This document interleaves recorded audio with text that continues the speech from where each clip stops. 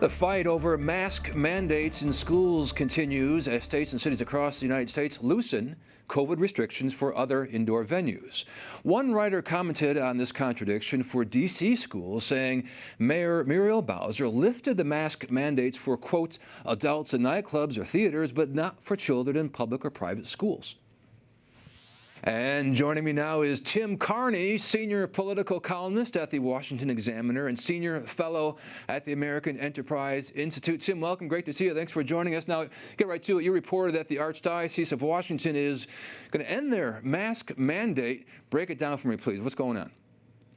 Well, so the Montgomery County in Maryland, the Catholic schools and other private schools have not been governed by any state or county rules. So it's been the Archdiocese of Washington, which includes, some of those suburban Maryland counties as well as D.C., that has been imposing the mask mandate on the parochial schools and the couple of diocesan high schools there. And so they're going to announce today, I'm told by multiple people who've talked to the Archdiocese, that they are lifting that mask mandate. More details will come out, but what this means is the Catholic school kids in the Archdiocese of Washington in Maryland will not be forced to wear a mask. But in the District of Columbia, there the indoor mask mandate is being lifted, but the school mask mandate applies to public and private schools. So those Catholic school kids in the District of Columbia still will have to mask. I'm told secondhand that the Archbishop is going to ask the mayor to remove the mandate on at least Catholic schools,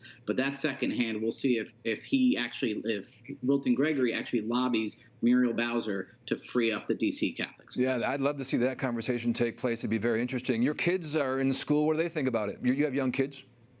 Yeah, so they're thrilled about it, and they also know that there's lots of other kids who will be nervous, who will want to keep their mask on. And the conversations now are, if a kid wants to keep the mask on, if their mom wants them to keep the mask on, they will. And the hope is that there's not any strife or anything. But I have a kid, who's been in our parish school for 2 years, who has not had a day of school without a mask on. And so that is just absolutely, it's just devastating to me. And it'll be so great to watch these kids open up, get to understand their teacher more, be understood more, see the faces of their classmates more.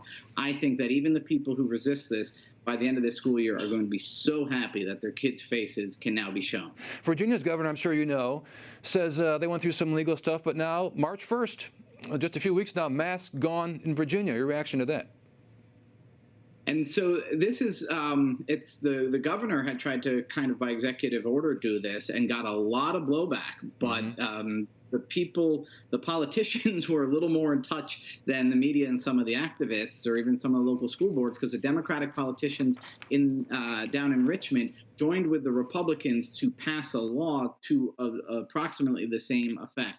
And Supreme Court state court cases went the same way. And so Loudoun County, Northern Virginia, has already dropped its mask mandate. Fairfax County is meeting today, and we'll see what happens there. But it's a big victory for Glenn Youngkin, who won his election on the strength of parents angry that Democrats weren't willing to return things to normal, and now he's got the Democrats following him. Yeah, huge victory for sure.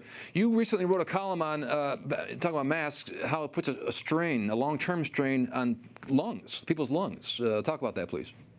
So I decided to go back and look at what the mask studies were before COVID ever showed up. And so these studies focus on women in the Muslim world because there's a religious tradition of wearing the niqab, a face covering. And what they found was that women who wore it many hours a day, that their lung strength was actually lower. It wasn't just that wearing the mask made it harder to breathe while they were wearing the mask, but they did these various lung strength tests, inhaling, exhaling, how much air you could expel, how much air you could inhale. And they found that the women who wore face coverings had weaker lungs, and there's a correlation. The more hours a day you wore it, the weaker your lungs was. And this is what's important. I don't think people who talk about masks in school always understand it is 7 hours a day that these kids are wearing masks with maybe a 15-minute break for lunch. In some school districts, they're allowed to take them off when they go outside. 7 hours a day is a really long time. So there will be, if this 2012 study is correct and pertinent, there will be weaker lungs on all of these kids forced to wear a mask all day long.